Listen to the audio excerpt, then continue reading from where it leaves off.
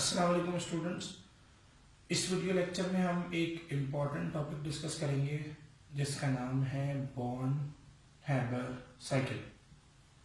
अच्छा, ये पीएमसी के जो सिलेबस उन्होंने दिया है, जो पीएमसी ने सिलेबस आउटलाइन दी है, उसमें ये टॉपिक शामिल है और ये टॉपिक सिंटैक्स बुक बोर्ड का हिस्सा नहीं है, तो इसलिए इसको डिस्कस करना अब ज़रूरी है। अच्छा, इस साइकिल को पढ़ाने का मकसद क्या है? बेसिकली ये दो साइंटिस्ट ने मिलकर इसको जनरेट किया। एक का नाम है मैक्स बॉर्न और एक का नाम है फ्रिट्ज हैबर। तो इसलिए इसका नाम क्या बन गया? Born Haber cycle. अच्छा भाई, इसका पर्पस क्या है? तो भाई एक्चुअली हम लोग lattice energy can not be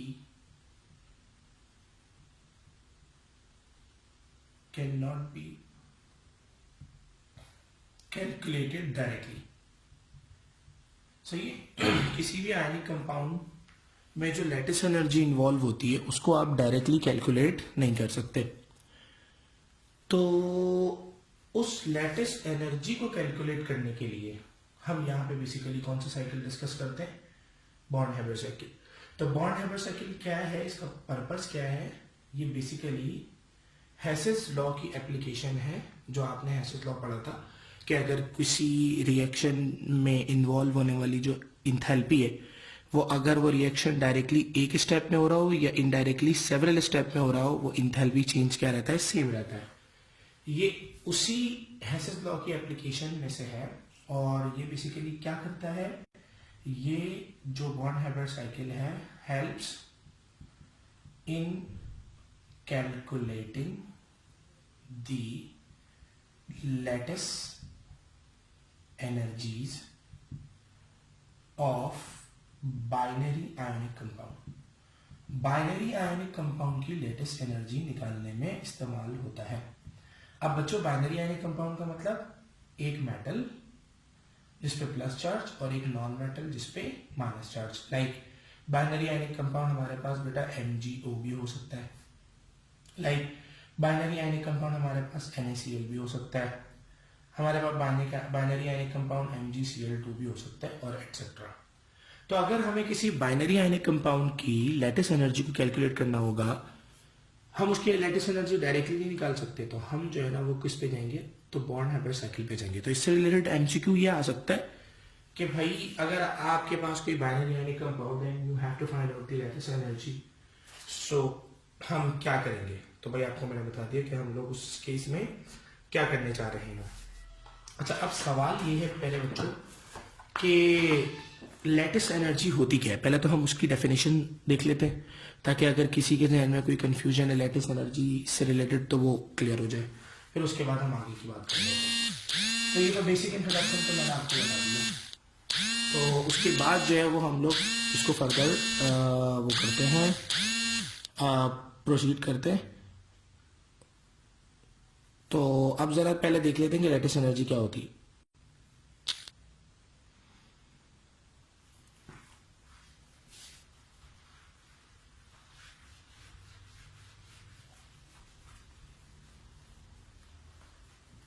देखिए भाई, मिसाल के तौर पे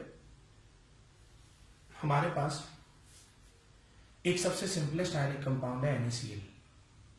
सही। NaCl में Na+ का आयन और Cl- का आयन आपस में मिलकर बनाता है NaCl क्रिस्टल सॉलिड। ठीक है। जब गैसियस आयन कंबाइन होकर एक पूरा क्रिस्टल लैटिस बनाते हैं किसी आयनिक कंपाउंड का, तो इस प्रोसेस में जो एनर्जी रिलीज होती है उसको हम क्या कहते हैं? Lattice energy. तो लैटिस एनर्जी की डेफिनेशन क्या है पहले बच्चों? यानी आप इसकी डेफिनेशन क्या लिख सकते हैं? लैटिस एनर्जी की amount of energy releases, amount of energy releases when 1 mole of an ionic compound किसी भी आयोनिक कंपाउंड का एक मोल, when 1 mole of ionic compound is formed from its gaseous ions, अपने गैशियस आयन से मिलकर अगर कोई एक मोल आयनिक कंपाउंड को प्रोड्यूस हो रहा है तो उस दौरान जो एनर्जी रिलीज होगी वो क्या कहलाएगी? Lattice energy. तो बेटा लेटिस एनर्जी की डेफिनेशन भी आपको पता होनी चाहिए। अच्छा, अब यहाँ पे जब आयनिक कंपाउंड फॉर्म हो रहा है तो लेटिस एनर्जी रिलीज हो रही है, तो इस वक्त इसका डेल्टा एच क्या है? माइनस है, यानी ये इस वक्त क्या है? एक एक्सोथर्मिक प्रोसेस है। ठीक है भाई, क्योंकि लेटिस एनर्जी यहाँ पे आयनिक कंपाउंड की फॉर्मेशन में क्या हो गई? एक्सोथर्मिक हो गई। अब अगर एक बंदा बोलता है कि भाई मेरे पास एक 1 मोल ऑफ आयनिक कंपाउंड है Na+ और Cl- और मैं इसको इसके आयंस में ब्रेक करना चाहता हूँ, सही, इसके क्रिस्टल लैटिस को क्या करना चाहता हूँ? ब्रेक करना चाहता हूँ। तो प्यारे बच्चों, इस वक्त जो एनर्जी रिक्वायर्ड होगी इस 1 मोल ऑफ आयनिक कंपाउंड को उसके आयंस में ब्रेक करने के लिए, वो भी लेटिस एनर्जी कहलाएगी। और ये जो है अब आपके पास क्या हो जाएगा? एंडोथर्मिक हो जाएगा। तो लेटिस एनर्जी एंडोथर्मिक भी होती है, वो उस वक्त जब आप एक मोल ऑफ आयनिक कंपाउंड को डिसोसिएट कर रहे हो, और लेटिस एनर्जी एक्सोथर्मिक भी होती है जब एक mole of ionic compound from its constituent ions जो है वो क्या हो रहा होता है? फ्रॉम इट्स गैसियस आयन क्या हो रहा होता है? फॉर्म हो रहा होता है। तो अब तक हमने क्या सीखा कि बॉन्ड हाइड्रो साइकिल हमें लेटिस एनर्जी को कैलकुलेट करने में हेल्प आउट करेगा। ठीक है, और बाइनरी आयनिक कंपाउंड की लेटिस एनर्जी निकालने में ये हमारी मदद करता है। और लेटिस एनर्जी क्या होती है? जब किसी आयनिक कंपाउंड का एक मोल अपने गैसियस आयन से प्रोड्यूस होता है तो उस वक्त जो एनर्जी रिलीज होती है उसको हम लेटिस एनर्जी कहते हैं। और ये एंडो भी हो सकती है और एक्सो भी हो सकती है। ठीक है, तो अब हम जरा आपको एक एग्जाम्पल के जरिए ये बात समझा देते हैं। अच्छा, हमारी जो फेडरल बोर्ड है उसके अंदर इसकी डेफिनेशन के साथ बस इसकी एक एग्जाम्पल दी हुई है। अच्छा, अब एग्जाम्पल्स चूंकि लेंदी है तो वो मैं आपको समझा तो देता हूँ, लेकिन मेरे ख्याल से टेस्ट में वो पूरी इतना इम्पोर्टेंटली नहीं पूछी जा सकती। बस टेस्ट में ये बात पूछी जा सकती है कि बॉन्ड हाइड्रो साइकिल किस पर्पस के लिए इस्तेमाल होता है। मैं आपको पूरी लेटिस एनर्जी NaCl की फॉर्मेशन की कैलकुलेट करके दिखा देता हूँ कि किस तरह NaCl की लेटिस एनर्जी हम निकालते हैं और किस तरह हम बॉन्ड हाइड्रो साइकिल अप्लाई करते हैं। अच्छा भाई, अब हमारे पास जो है ना ये पूरी एग्जाम्पल मैंने आपके सामने बॉन्ड हाइड्रो साइकिल की NaCl की लेटिस एनर्जी की कैलकुलेशन की बता दी है। अब आप जरा इसको देख लेते हैं। देखो भाई, अगर मैं हेसिस लॉ के अकॉर्डिंग चलूं तो हेसिस लॉ क्या कहता है कि अगर कोई रिएक्शन डायरेक्टली एक स्टेप में हो रहा है और वही रिएक्शन इनडायरेक्टली सेवरल स्टेप में हो रहा है, तो जो अमाउंट ऑफ एनर्जी रिलीज हो रही है वो डायरेक्ट की और इनडायरेक्ट की क्या रहेगी? सेम रहेगी। ठीक है, तो आइए जरा देखिए, मैं बार बार कह रहा हूँ कि ये वैल्यूज हमें याद नहीं करनी, ये सिर्फ मैं एक समझा रहा हूँ lattice bond hydro cycle lattice energy calculate करने के लिए। हमें इसकी किसी किस्म की वैल्यू याद नहीं करनी, बस ये यूँ समझिए कि एक इजाफी बात है, डेफिनेशन की हद तक आपको पता होना चाहिए। अब देखिए NaCl की फॉर्मेशन डायरेक्ट स्टेप में, Na solid, chlorine gaseous form में मिलकर NaCl क्रिस्टल सॉलिड बना रहा है। ठीक है, ये डायरेक्ट स्टेप है और इस स्टेप में जो इंथैल्पी ऑफ फॉर्मेशन दी हुई है वो -411 किलोजूल पर मोल है। ये सारी वैल्यूज के यूनिट क्या है भाई? किलोजूल पर मोल। अच्छा, अब ये जो डायरेक्ट स्टेप की इंथैल्पी ऑफ फॉर्मेशन है ये हमने कैलोरीमीटर से निकाली हुई है। ठीक है, अच्छा, लेकिन हकीकत ऐसी नहीं है। मतलब अब अगर मैं इसी रिएक्शन को डायरेक्ट स्टेप के बजाय इनडायरेक्ट स्टेप में सॉल्व करूं तो जो एनर्जीज इन्वॉल्व्ड हैं उसको आप जरा देखिए। देखिए, NaCl में Na जो है वो सॉलिड है, सही है। हम सबसे पहले इस Na सॉलिड को हीट ऑफ सब्लिमेशन देकर हम कन्वर्ट करेंगे गैसियस स्टेट में। सब्लिमेशन का प्रोसेस क्या होता है कि ऐसा प्रोसेस जिसमें सॉलिड डायरेक्टली किसमें कन्वर्ट हो जाए? गैस में। तो हमने क्या किया, Na सॉलिड था ना, उसके अंदर मेटालिक बॉन्ड थे, हमने हीट एनर्जी दी, उसके मेटालिक बॉन्ड को तोड़ा और वो मेटालिक बॉन्ड के तोड़ने के बाद वो सॉलिड से किस फॉर्म में आ गया? गैसियस फॉर्म में आ गया। सही है, Na गैसियस फॉर्म में आ गया। फिर उसके बाद क्या हुआ?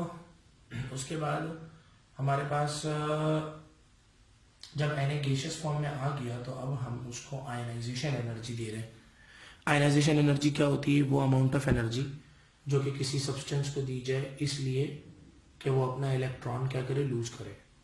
तो वो अमाउंट ऑफ एनर्जी जब हम इसको दे रहे हैं आयनाइजेशन एनर्जी, तो उसकी बिना पर वो अपना इलेक्ट्रॉन क्या कर रहा है, लूज कर रहा है, और Na गैसियस से Na+ आयन में कन्वर्ट हो रहा है। ठीक है, तो पहले Na सॉलिड था, तो उसको सॉलिड से हम कौन सी फॉर्म में लेकर आए, गैसियस फॉर्म में लाए। फिर हमने उसको हीट एनर्जी देकर, आयनाइजेशन एनर्जी देकर उसको गैसियस फॉर्म में लेकर आ गए। अच्छा भाई, अब हमारे पास क्या है, Cl2 क्लोरीन का मॉलिक्यूल है। अब क्लोरीन के मॉलिक्यूल में Cl2 है ना, तो Cl2 बेसिकली क्या है, बेसिकली एक क्लोरीन का एटम एक इलेक्ट्रॉन अपना शेयर किया हुआ है दूसरे क्लोरीन के साथ, और दोनों ने मिलकर क्या बनाया हुआ है, कोवेलेंट बॉन्ड बनाया हुआ है। तो हम इस कोवेलेंट बॉन्ड को तोड़ेंगे, और इस कोवेलेंट बॉन्ड को तोड़ने के लिए जो हम एनर्जी दे रहे हैं वो कहलाएगी बॉन्ड एनर्जी या हीट ऑफ एटमाइजेशन। और बॉन्ड एनर्जी देने के बाद हम इस क्लोरीन को तोड़ देंगे, और क्लोरीन टूटने के बाद क्लोरीन का ही गैसियस एटम बन जाएगा। सही है। तो क्योंकि इस बॉन्ड को तोड़े बगैर आप किस तरह इसको इलेक्ट्रॉन गेन करवाएंगे, तो हम सबसे पहले क्लोरीन के मॉलिक्यूल को तोड़कर बॉन्ड एनर्जी देकर इसको क्लोरीन का एटम यानी गैसियस एटम में कन्वर्ट करते हैं।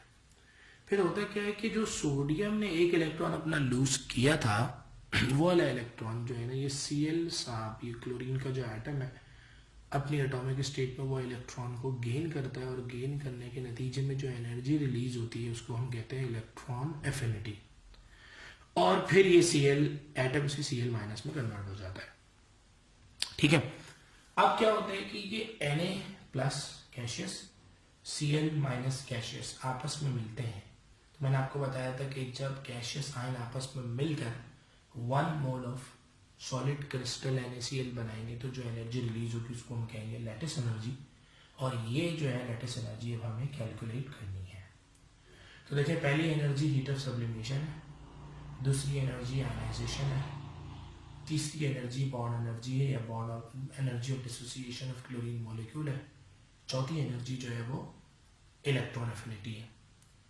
अब according to Hess's law, direct step की हीट का सम इनडायरेक्ट स्टेप की हीट के सम के बराबर है। तो देखिए, डायरेक्ट स्टेप की हीट ऑफ फॉर्मेशन बराबर है इनडायरेक्ट स्टेप की तमाम हीट्स के, इंथैल्पीज के। तो ΔH1, ΔH2, 3 and 4 and then 5 जो है ना वो लैटिस एनर्जी होगी। ये सारी वैल्यूज को हमने पुट किया, इस तरह हमारे पास क्या आ जाएगी, लैटिस एनर्जी आ जाएगी। सो किसी भी बाइनरी आयनिक कंपाउंड के लिए हम इसी तरह पहले उसकी स्टैंडर्ड इंथैल्पी ऑफ फॉर्मेशन लिखते हैं, जो कि कैलोरीमीटर से निकाली जाती है, इसकी वैल्यू गिवन होती है। फिर हीट ऑफ सब्लिमेशन, फिर आयनाइजेशन एनर्जी, फिर उसके मॉलिक्यूल को तोड़ने के लिए बॉन्ड एनर्जी, फिर इलेक्ट्रॉन को गेन कराने में जो एनर्जी रिलीज होती है इलेक्ट्रॉन एफिनिटी। इन सब का सम करके हम फिर फाइनली लैटिस एनर्जी निकालते हैं। ठीक है भाई, तो इस तरह जो है ना हम बॉन्ड हाइब्रिड साइकिल के जरिए किसी भी बाइनरी यानी कंपाउंड की हम लैटिस एनर्जी निकालते हैं। और ये जो है हमारे पास बॉन्ड हाइब्रिड साइकिल था। और अगर कोई कन्फ्यूजन है तो आप मुझसे फिर भी पूछ सकते हैं। आपको सिर्फ डेफिनेशन पता होनी चाहिए, और आपको लैटिस एनर्जी की डेफिनेशन पता होनी चाहिए, और ये बेसिक जो है ना इंपॉर्टेंट चीज़ें थी। Thank you.